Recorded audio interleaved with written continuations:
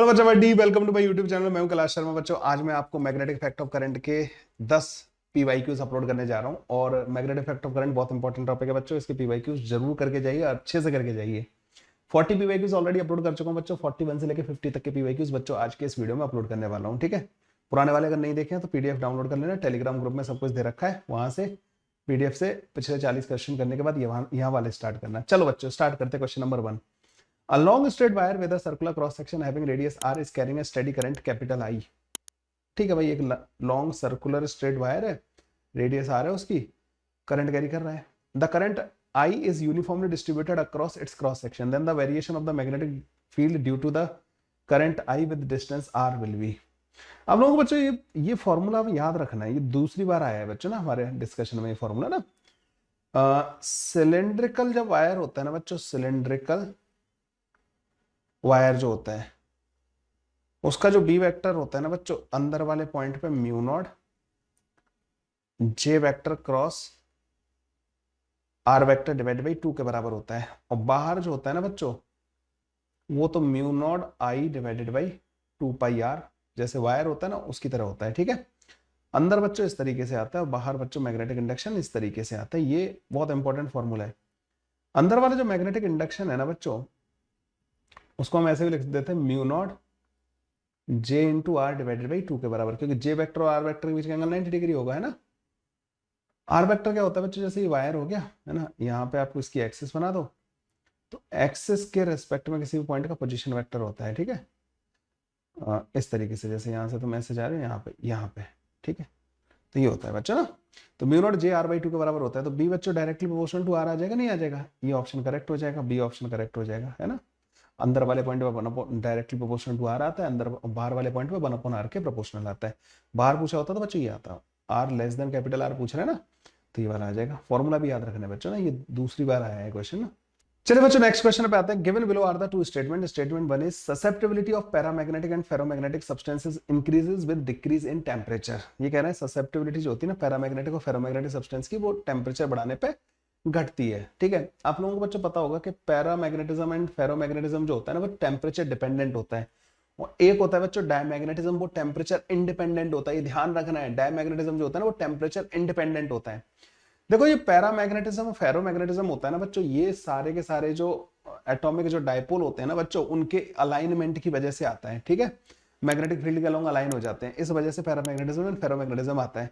तो जब आप टेम्परेचर बढ़ाते हो ना, तो वो अलाइनमेंट डिसरप्ट हो जाता है, मतलब ना रैंडमनेस थोड़ी सी बढ़ जाती है। इस वजह से क्या होता है कि वो अलाइनमेंट जो एक पर्टिकुलर डायरेक्शन वो मैग्नेटिक इंडक्शन को सपोर्ट कर रहे थे ना, मैग्नेटिक फील्ड को सपोर्ट कर रहे थे, उसमें वो थोड़ी सी कमी आ जाएगी, मतलब ससेप्टिबिलिटी थोड़ी घट जाएगी। सो पैरामैग्नेटिक और फेरोमैग्नेटिक दोनों के लिए बच्चों टेम्परेचर बढ़ाने पर ससेप्टिबिलिटी घटती है। ये ध्यान रखना है आप लोगों को। ठीक है, और इसका रीजन भी मैंने आपको बता दिया कि जो अलाइनमेंट होता है ना डायपोल्स का बच्चों, उनमें डिस्ट्रप्शन आने की वजह से ससेप्टिबिलिटी कम हो रही होती है। तो पहला वाला स्टेटमेंट सही हो जाएगा। ठीक है, और डायमैग्नेटिज्म का याद रखना है कि उसका टेम्परेचर इंडिपेंडेंट होता है। ठीक है, diamagnetism is the result of orbital motion of electron developing magnetic movement opposite to the applied magnetic field.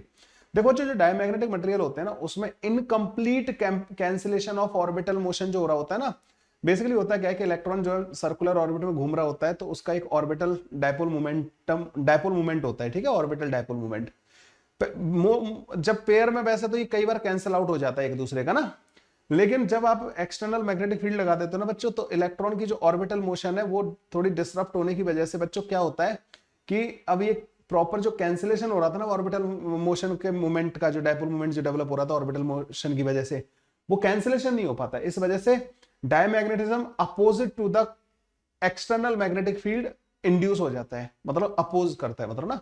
अगर आप कहोगे तो अच्छा, डायमैग्नेटिक मटेरियल के बारे में और चीजें बताता हूं। डायमैग्नेटिक मटेरियल हमेशा वीक मैग्नेटिक फील्ड की तरफ भागेगा, जबकि पैरा और फेरोमैग्नेटिक स्ट्रॉन्ग मैग्नेटिक फील्ड की तरफ भागेंगे, मतलब ये मैग्नेटिक फील्ड में अट्रैक्ट होते हैं पैरा और फेरोमैग्नेटिक।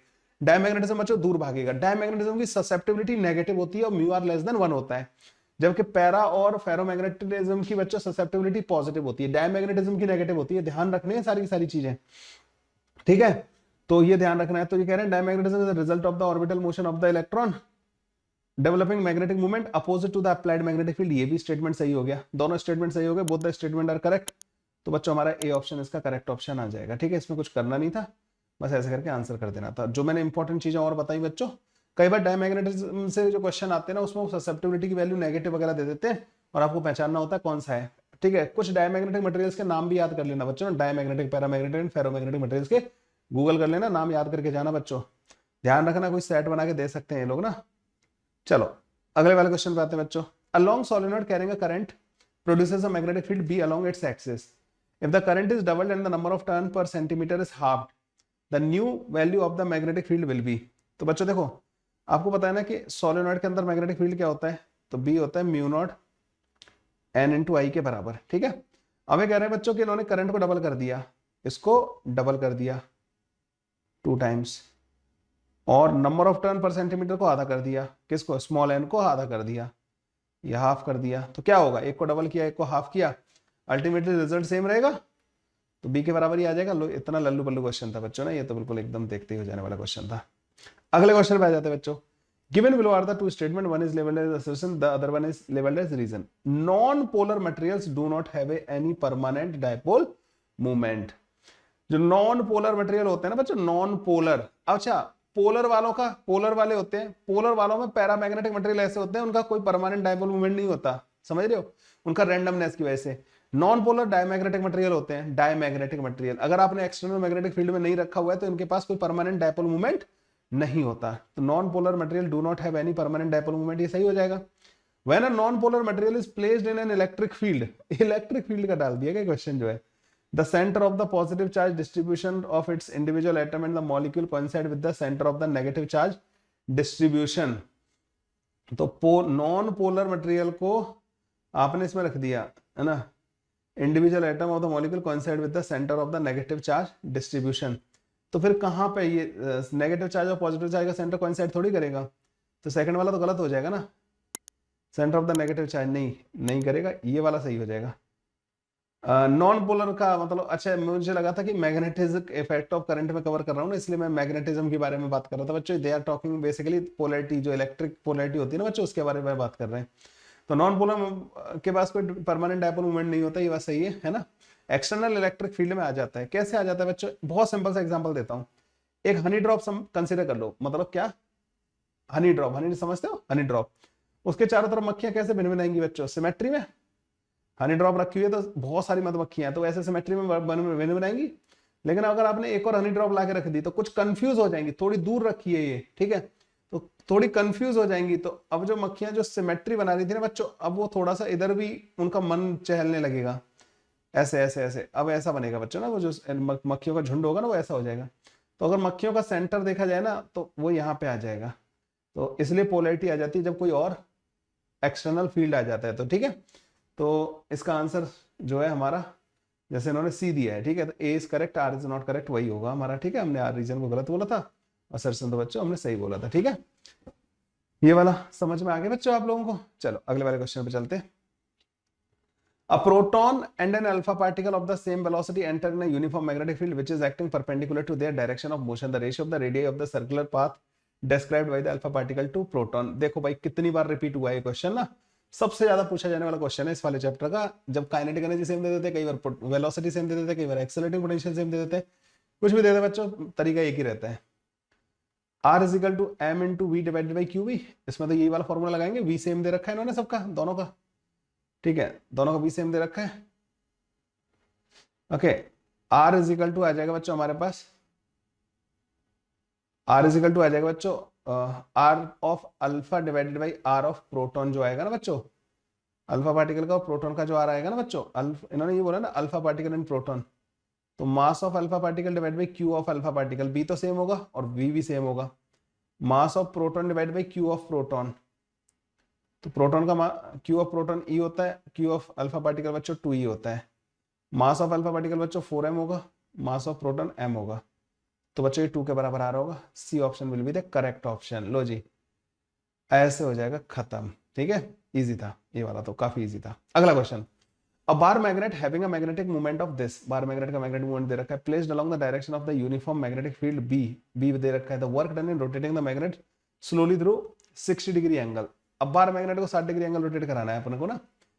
इनिशियल जो पोटेंशियल एनर्जी होगी ना बच्चों उसकी, वो पहले तो अलाइन हो रखी होगी, तो माइनस का m डॉट बी होती है पोटेंशियल एनर्जी, तो पहले आ जाएगी बच्चों माइनस का m इंटू बी के बराबर, ठीक है। बाद में कितनी हो जाएगी बच्चों, माइनस का एम बी कॉस थीटा के बराबर, कॉस 60 के बराबर, 60 डिग्री घुमा दिया आपने, तो अब ये माइनस का एम बी के बराबर हो गई।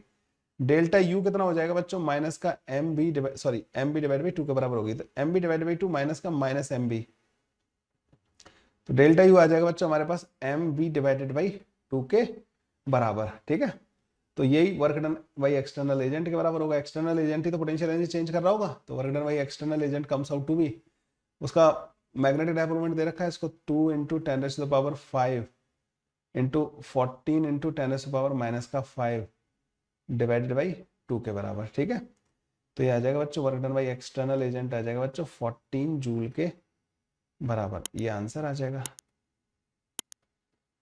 डन डन डन डन और नॉट डन। 14 जूल नहीं, डी वाला नहीं है, 14 joule, 14 joule is A option correct option. ऐसे करके सॉल्व हो जाएगा। अगला क्वेश्चन बच्चों, the susceptibility of a paramagnetic material is 99, the permeability of the material in wave, मतलब ऐसे यूनिट्स में बात करनी है। ठीक है, permeability of the free space बच्चों ये होती है। तो ससेप्टिबिलिटी जो होती है ना बच्चों, जैसे हमें पता है कि म्यू आर जो होता है ना बच्चों, म्यू आर वो 1 प्लस का जाई एम के बराबर होता है ना। ये फॉर्मूला बच्चों बहुत इंपॉर्टेंट फॉर्मूला है। म्यू आर जो होता है ना, मतलब mu of medium divide by mu of surrounding, ये 1 प्लस का जाई एम होता है बच्चों। तो जाई एम कितना दे रखा है 99, तो ये हो जाएगा 100 के बराबर है ना।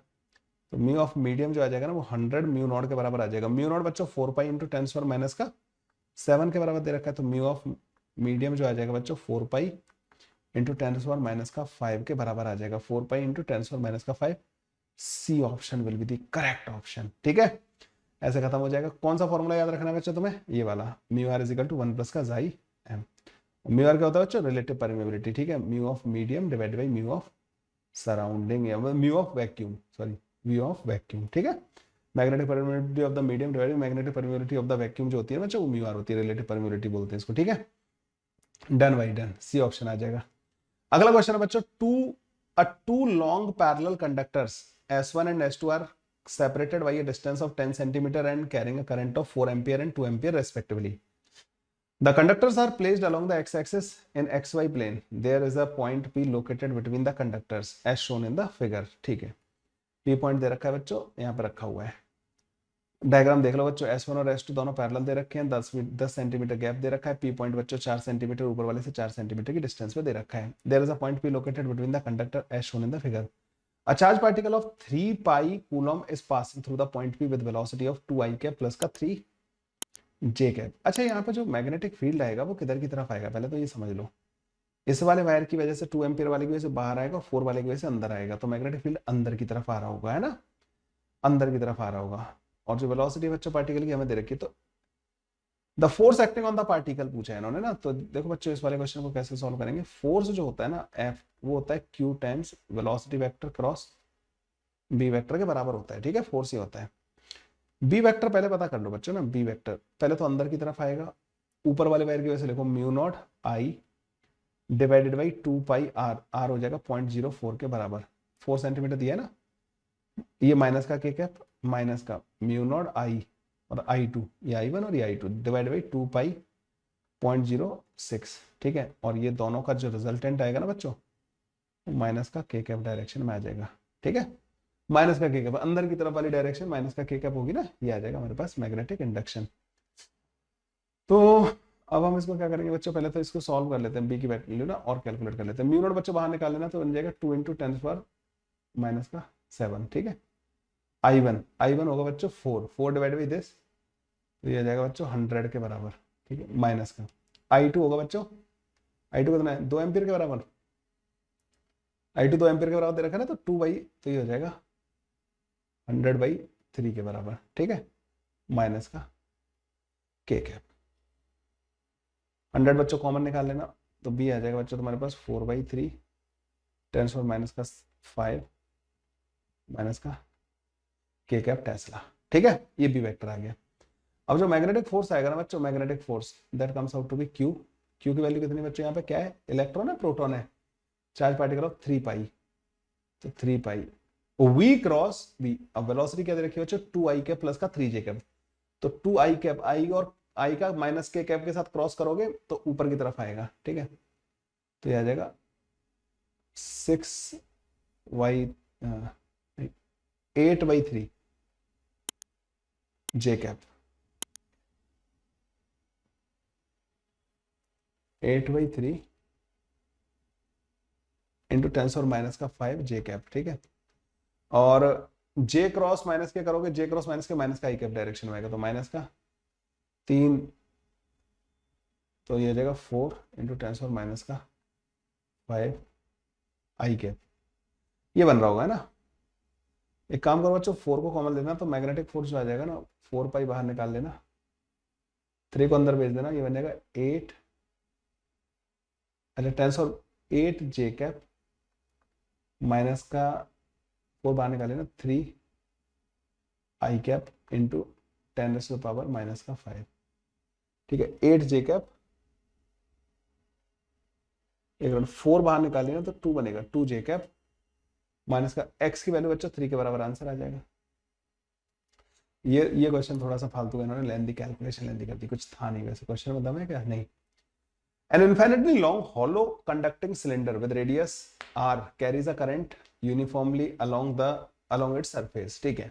Choose the correct variation of magnetic field as a function of distance। आपको पता है बच्चों, हॉलो सिलेंडर जो होता है ना, उसकी लेंथ के अलोंग जब उसके सरफेस पर करंट फ्लो कर रहा होता है तो अंदर मैग्नेटिक इंडक्शन 0 आता है, और बाहर बच्चों वायर जैसा आता है, बाहर आएगा μ0I डिवाइडेड बाई 2πr के बराबर।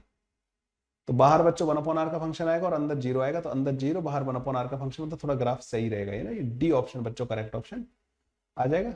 सिलेंडर का मैंने देखा ज्यादातर मतलब प्रोपोर्शनलिटी डिपेंडेंस वाले क्वेश्चन पूछे हैं इन्होंने ना, हॉलो हो या सॉलिड सिलेंडर हो, दोनों पे ही पूछे गए क्वेश्चंस ना, डी आ जाएगा। चलिए भाई अगले क्वेश्चन में चलते हैं। The space inside a straight current carrying solenoid is filled with a magnetic material having the magnetic susceptibility equal to this. What is the fractional increase in the magnetic field inside the solenoid with respect to air as medium inside the solenoid? देखो, जब air होगी ना medium, तो बच्चों B की value आएगी μ0 ni के बराबर। जब आपने दूसरा मीडियम फिल कर दिया ना, तो म्यू की वैल्यू आएगी, मतलब बी की वैल्यू आएगी म्यू ऑफ मीडियम ni के बराबर। म्यू ऑफ मीडियम जो होता है ना बच्चों, वो म्यू रिलेटिव इंटू μ0 के बराबर होता है, और म्यू रिलेटिव जो होता है वो 1 प्लस का xm के बराबर होता है, ठीक है। तो 1 प्लस का xm के बराबर आ जाएगा। इसको ले जाके बच्चे यहाँ पुट करो, तो बी इन मीडियम जो आएगा ना बच्चों, that comes out to be μ0, और म्यू रिलेटिव की वैल्यू बच्चों 1 प्लस का xm इंटू ni आ जाएगी। तो नया वाला मैग्नेटिक इंडक्शन ये आ रहा होगा, पुराना वाला बच्चों ये था, दोनों में चेंज जो आया डेल्टा बी जो आया, दिस माइनस का दिस करूंगा बच्चों, तो वो आ जाएगा xm μ0 इंटू ni के बराबर। और फ्रैक्शनल चेंज पूछ रहे हैं, तो पहले ही μ0 ni था, इसको भी μ0 ni से डिवाइड कर दूंगा, तो फ्रैक्शनल चेंज बच्चों xm के बराबर ही आ जाएगा, ठीक है। तो फ्रैक्शनल चेंज 1.2 इंटू 10⁻⁵ के बराबर होगा, ए ऑप्शन के बराबर आ रहा होगा, ठीक है। xm के बराबर बच्चों हमारे पास आ जाएगा fractional change in the magnetic field. कैसे लगे बच्चों 10 के 10 क्वेश्चन? आसानी लगे होंगे, है ना, मजा आया? तो मुझे कमेंट करके जरूर बताना। कोशिश यही है बच्चों कि तुम्हारे मतलब जो तुम्हें कमिटमेंट किया 1100 पीवाई की, उसका वो पूरा का पूरा कमिटमेंट उसी तरीके से हो जिस तरीके से होना है। थोड़ी मेहनत ज्यादा लग रही है, बहुत मेहनत करनी पड़ रही है बच्चों, बट मजा बहुत आ रहा है। आप लोगों के जो कमेंट वगैरह पढ़ता रहता हूँ, मुझे बहुत अच्छा लगता है कि आप लोग मेरे साथ साथ अपनी जेई की तैयारी कर रहे हो, और आगे भी करते रहना है, अपन को ना एंड तक साथ में चलना है। चलिए बच्चों आज का वीडियो यहीं खत्म करते हैं। Thank you, bye bye, take care.